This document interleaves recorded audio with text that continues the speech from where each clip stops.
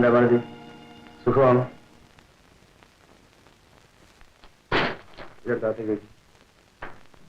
ഒന്നുമില്ല, 2 സാരിയും കുറച്ച് ഓറഞ്ച് ഒക്കെയാണ്. നിനക്ക് വേണ്ടി വാങ്ങിച്ചതാ. എന്താടി എന്നെ പരിചയമില്ലാത്തതുപോലെ? അതോ ഓർമ്മയില്ലാന്ന് അഭിനയിക്കാം? ഇതേ മതിൽക്കെട്ടിനുള്ളിൽ, ഇതേ കട്ടില്. പക്ഷേ അന്ന് ഞാനിവിടെ കൂടെ കൂടെ വരുമായിരുന്നു. അതിനിപ്പോ എന്ത് വേണം? നിന്നെ വേണം. എന്റെ വീട്ടിലും കട്ടിലുണ്ട്, എന്റെ വീട്ടിലും മെത്തയുണ്ട്, എന്റെ വീട്ടിൽ ഞാനുമുണ്ട്. നിന്നെ അങ്ങോട്ട് കൊണ്ടുപോകാനാണ് ഞാൻ വന്നത്. ഓഹോ, പുടവ തന്ന് എന്നെ കൊണ്ടുപോകാൻ വന്നതായിരിക്കും. നാണോ ഇല്ലല്ലോ തനിക്ക്?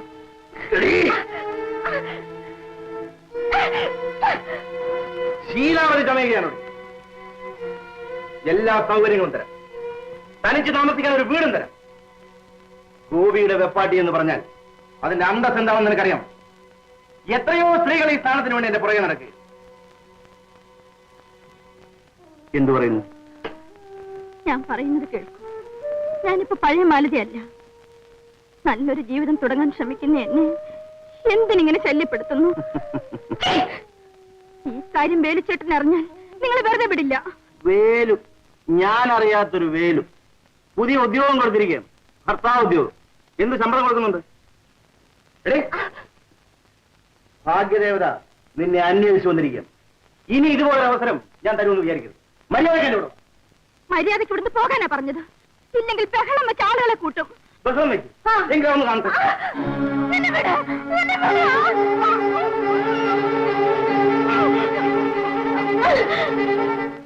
മാലതി മാലതി തന്നെയാണ്.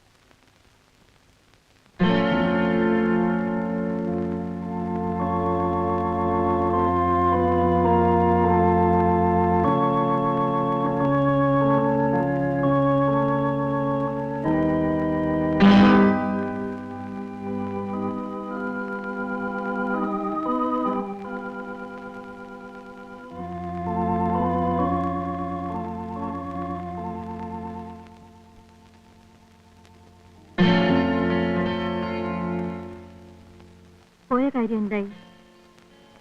ജോലിക്കാര്യമല്ലേ, എന്നത്തെയും പോലെ തന്നെ കിട്ടിയില്ല. വന്ന പാടെ ഇങ്ങനെ കിടന്നാലോ? കൈ കഴിയിട്ട് ചോറുണ്ണാൻ വരും.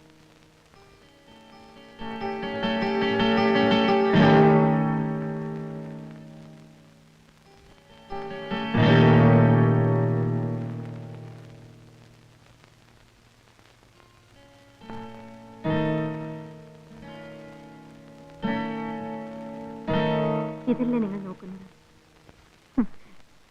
ശരി ശരി, ഒരു ഊണ് കഴിക്കണം.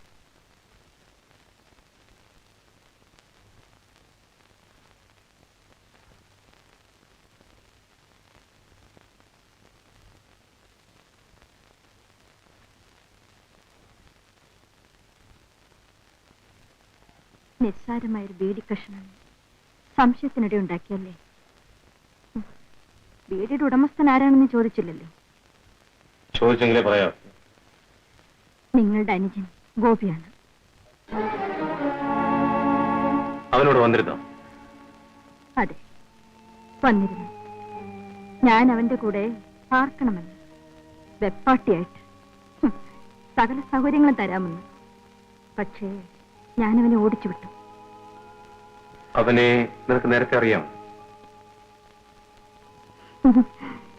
നേരത്തെ പരിചയപ്പെടാത്ത ഒരേ ഒരാൾ മാത്രമേ ഉള്ളൂ, എന്റെ വേലുവേട്ടൻ. എന്റെ പഴയ ജീവിതം കണ്ടുമുട്ടിയവരിൽ ഗോപി ഒരാളാണ്. ഭാര്യയും ഭർത്താവൊന്നും പറയാറായിട്ടില്ല.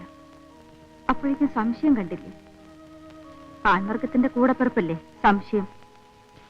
സംശയിച്ചതല്ല മാലതി, പണ്ടത്തെ പരിചയക്കാരിൽ നിന്നുള്ള ശല്യം കുറെ കാലം കൂടി നിനക്ക് തുടർന്നു വന്നേക്കാം. എങ്കിലും നീ സത്യം പറഞ്ഞാൽ എനിക്ക് സന്തോഷമേ ഉള്ളൂ. ഇനിയൊരു സത്യം കൂടിയുണ്ട്.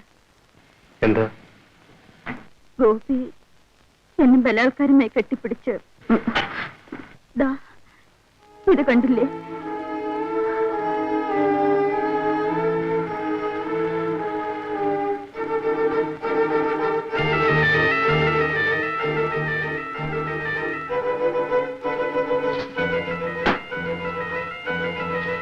എവിടെ പോകുന്നു?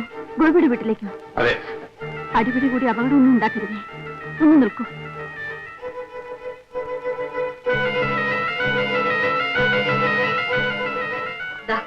ഇത് അവൻ എനിക്ക് കൊണ്ടുവന്ന സമ്മാനമാണ്. അവന്റെ മുഖത്ത് തന്നെ വലിച്ചെറിഞ്ഞിട്ട് വന്നാ മതി.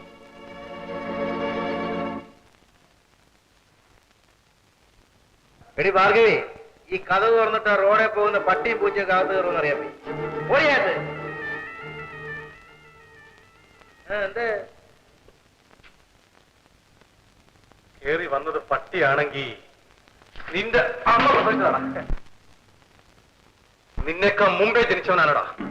നീ എന്റെ വീട്ടിൽ വന്ന് കയറണം പട്ടി. നിന്റെ വീട്ടിലാരാണ് കള്ളം പറയുന്നോടാ. ഞാൻ മാലതിന്റെ വീട്ടിലാണ് പോയത്. അത് തന്നെയാണോ എന്റെ വീട്? അവളെ പാട്ടത്തിനെടുത്തിരിക്കുകയാണോ അതോ വിലക്കോ? അല്ല, പുറമ്പോക്കിനെ ഇവിടുന്ന് പാട്ടം. ഇനി മേലെ പഠിക്കാത്ത നീ കയറിയാൽ നിന്റെ മുട്ടുകാരി ഞാൻ തല്ലി പിടിക്കും. വരട്ടാതെ എന്റെ വിരട്ട് തന്നെ കാണണോടാ. ഇതേ വീട്ടിൽ എന്റെ കട്ടിൽ ഞാൻ അവളെ കൊണ്ടുവന്നില്ലെങ്കിൽ എന്നെ എങ്ങനെ വിളിക്കും? ഞാൻ അല്ലെങ്കിലും നിന്നെ അങ്ങനെ തന്നെ വിളിക്കുന്നേ.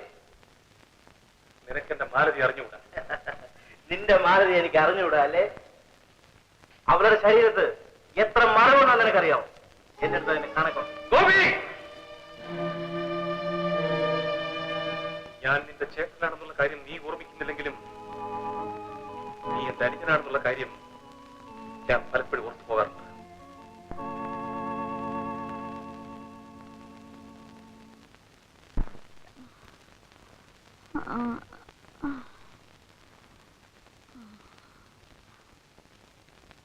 എന്താ ഇത്രയും താമസിച്ചത്? ആ കുന്നൂഴിയിലെ കോമളത്തിന് പെട്ടെന്ന് അസുഖം വന്നു. ഒടുവിൽ ഡോക്ടറെ എടുത്തു കൊണ്ടുപോയി. ഇഞ്ചക്ഷൻ എടുക്കാനും മരുന്ന് വാങ്ങിക്കാനും ഒരുപാട് സമയം. എനിക്ക് പനി പിടിച്ചിട്ട് 4-5 ദിവസമായി. എണീക്കാൻ പോലും വയ്യ. അതിനല്ലേ അന്നേ കുരുമുളക് വെള്ളം കാച്ചി കുടിക്കാൻ പറഞ്ഞത്. ഭാര്യയെ ഡോക്ടറെ അടുത്ത് കൂട്ടിക്കൊണ്ടു പോകാൻ നിങ്ങൾക്ക് സമയമില്ലല്ലേ? ബുദ്ധിയില്ലാത്ത വർത്താനം പറയാതെ. നീയും അവളും ഒരുപോലെയാണ്. നീ 10 ദിവസം സുഖമില്ലാതെ കിടന്നാലും നമുക്ക് എങ്ങനെയും കഴിഞ്ഞുകൂടാ. ഇത് വീട്ടുകാര്യം, അത് തൊഴിൽ.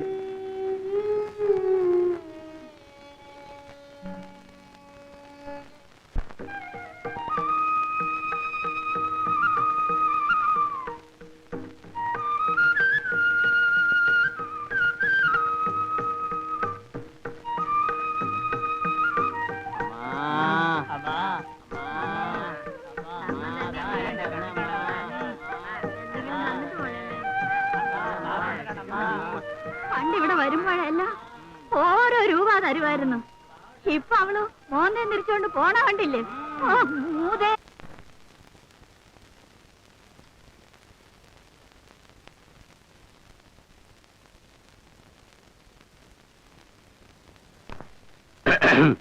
അല്ല സാറേ, സാറിന്റെ ഈ താടി മീശ എല്ലാവരുടെ കണ്ടിട്ട് എന്നോ എവിടെയോ വെച്ച ആരെയോ കണ്ടതുപോലെ ഓർക്കുന്നല്ലോ. ആരെയാ? അതല്ലേ സാറോട് ചോദിക്കുന്നത്. ആട്ടെ സാറേ, സാറിപ്പോ ട്രെയിനിൽ നിന്ന് ഇങ്ങോട്ട് ഇറങ്ങി വരുന്ന വഴിയാണോ? ചേട്ടൻ ഈ നാട്ടുകാരനല്ല അല്ലേ? ഇന്ന് ട്രെയിൻ വളരെ ലേറ്റ് ആയിരുന്നു ചേട്ടാ. പിന്നെ ചേട്ടോ, താമസിക്കാനുള്ള എന്ത് സൗകര്യം വേണമെങ്കിലും ഞാൻ ചെയ്തു തരാം. ഡബിൾ റൂം വേണോ, സിംഗിൾ റൂം വേണോ, ഈ നാടൻ വേണോ, വെളിനാടൻ വേണോ, 16 വേണോ, 20 വേണോ, 30 വേണോ, 40? ഏത് ടൈപ്പ് വേണമെങ്കിലും കിട്ടും. ഫാമിലി ടൈപ്പ് വേണോ, കോളേജ് ടൈപ്പ് വേണോ, അതോ നാടൻ മതിയോ? അങ്ങോട്ട് പോകണമെങ്കിൽ അങ്ങോട്ട് പോകാം, ഇങ്ങോട്ട് കൊണ്ടുവരണമെങ്കിൽ ഇങ്ങോട്ട് കൊണ്ടുവരാം. മദ്രാസ് വേണോ, കേരളം വേണോ, ആന്ധ്ര വേണോ, കന്നഡം വേണോ? പോടാ അവിടെ. കൊല്ലന്റെ ആലയിലാണോടാ സൂചി വിൽക്കാൻ വന്നിരിക്കുന്നത്? അയ്യോ എന്റെ ചേട്ടാ, നമ്മൾ രണ്ടുപേരും ഒരേ നിയോജക മണ്ഡലത്തിലെ 2 സ്ഥാനാർത്ഥികളാണെന്ന് ഞാൻ അറിഞ്ഞില്ല കേട്ടോ. ചേടാ, പനി പിടിച്ചിട്ട് തണുപ്പ് സഹിക്ക വയ്യാതെ ഒരു കോട്ടെടുത്ത് ഇട്ടെന്ന് വിചാരിച്ചേ താൻ എന്നെ ഇത്രയും ശിക്ഷിക്കണം? ഞാൻ ഡബിൾ എമ്മയാ. ക്ഷമിക്കണം ചേട്ടാ, ഞാൻ വെറും എമ്മയാ. ചേട്ടൻ ഡബിൾ ആണെന്ന് ഞാൻ അറിഞ്ഞില്ല. എന്തായി, ജോലി വല്ലതും കിട്ടിയോ? ഒന്നും ശരിയായില്ല രാമ്പിള്ളേ. ഒരു സോഡാ ഞാൻ ജോലി കിട്ടിയിട്ട് പോരെ സോഡ. ദാഹിച്ചിട്ട് വെയ്യടൂ. ഇപ്പൊ തന്നെ 30 രൂപയോളം പറ്റിക്കഴിഞ്ഞു. അത് വീട്ടിട്ട് മതി സോഡ. എന്ത് പറഞ്ഞടാ?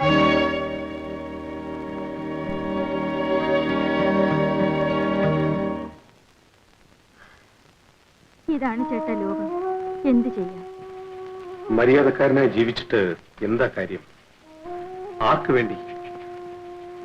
നമുക്ക് വേണ്ടി, നമ്മുടെ ഭാവിക്ക് വേണ്ടി. വെറും 30 രൂപയ്ക്ക് വേണ്ടി ആ കടക്കാരൻ എന്തൊക്കെ പറഞ്ഞെന്നറിയാം? ചട്ടമ്പിമാർക്ക് ഇവിടെ സ്ഥാനമുള്ളൂ. വീണ്ടും സൈക്കിൾ ചെയ്യാൻ എന്റെ കയ്യിലെടുത്തെങ്കിലേ എന്റെ പഴയ സ്ഥാനവും മര്യാദയെല്ലാം തിരിച്ചു കിട്ടും. കുറച്ച് ദിവസങ്ങൾ കൂടി ഒന്ന് സമാധാനമായിരിക്കും.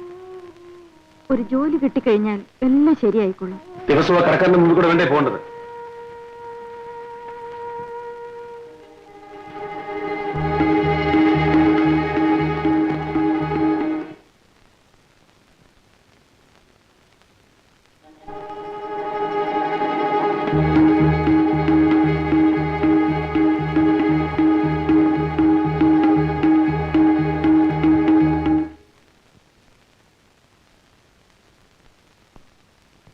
ഇതാ 30 രൂപയുണ്ട്.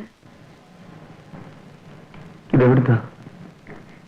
കുറച്ചു നാളായി പട്ടിയെ ഒരാൾ വിലക്ക് ചോദിച്ചുകൊണ്ടിരിക്കുകയായിരുന്നു. ഒരു കുഞ്ഞിനെ പോലെ നീ അതിനെ വളർത്തി, എന്നിട്ട് അതിനെ വിറ്റെന്നോ? നിസ്സാര ഒരു 30 രൂപ കാരണം നമ്മുടെ ലക്ഷ്യം തകരാൻ പാടില്ല.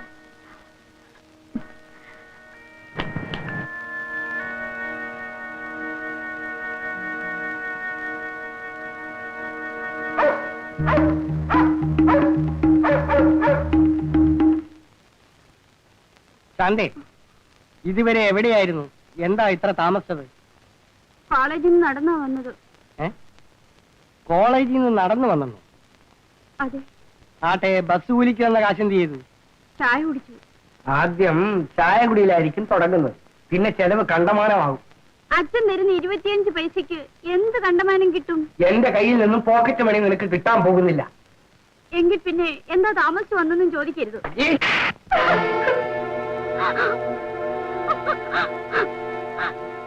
ഇനിയെങ്കിലും എന്നെ അകത്തേക്ക് വിടാമോ?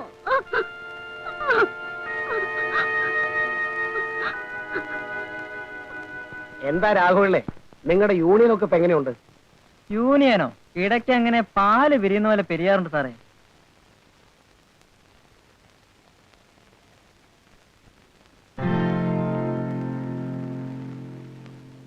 നമസ്കാരം സാർ. നമസ്കാരം. നിങ്ങൾ ആരാ? മനസ്സിലായില്ല. ഓഹോ, അന്ന് രാത്രി ഇടവഴിയിൽ വെച്ച് കണ്ടുമുട്ടിയ.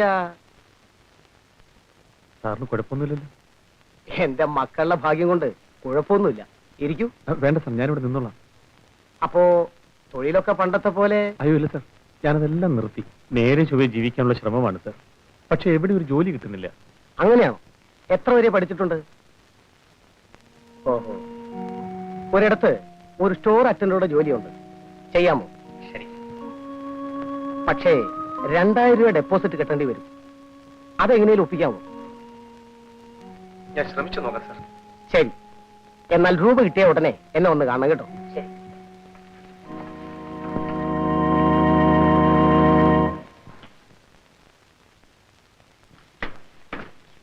മാലതി, ഒരു സന്തോഷ വാർത്ത. എന്താ, ജോലി കിട്ടിയോ? ജോലി കിട്ടിയെന്ന് തന്നെ പറയാം. എന്നുവെച്ചാ? ഒരു ഫാക്ടറിയിലെ സ്റ്റോറിലാണ്. ഈ സാധനങ്ങളൊക്കെ എടുത്തു കൊടുക്കുന്നൊക്കെ ആയിരിക്കാം. ജോലി എന്തായാലും എന്താ, ജോലി ഉള്ളത് തന്നെ ഒരു അന്തസ്സല്ലേ. പക്ഷേ ഒരു കുഴപ്പം, എന്താണ്, ആ ഡെപ്പോസിറ്റ്. ജോലി കിട്ടണമെങ്കിൽ 2000 രൂപ നമ്മൾ കെട്ടിവെക്കണം. 2000 രൂപയോ? അങ്ങനെ നിരാശപ്പെട്ടാൽ ശ്രമിച്ചു നോക്കാം. ഇന്നിത് രണ്ടാമത്തെ സന്തോഷ വാർത്തയാണെന്ന് ഞാൻ ആഹ്ലാദിക്കായിരുന്നു. രണ്ടാമത്തേതോ? ഒന്നെന്റെ ജോലി, മറ്റേത് 2 മാസമായി എന്റെ കുളി തെറ്റിയിട്ട്. 2 മാസമായി കുളി തെറ്റിട്ട്. എന്താ മനസ്സിലായില്ലേ? അത് ശരി. ഞാൻ നോക്കട്ടെ. അത്ര അങ്ങ് ധൃതി വെക്കാതെ, ഇനിയും 6-7 മാസം കൂടെ കഴിയണം. അപ്പോൾ കുറച്ചിരിക്കുന്ന ഇപ്പൊ വരെ.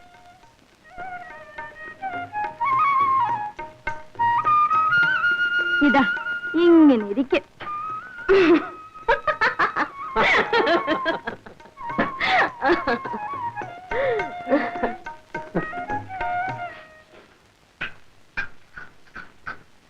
$2000 രൂപയ്ക്ക് എന്ത് ചെയ്യും?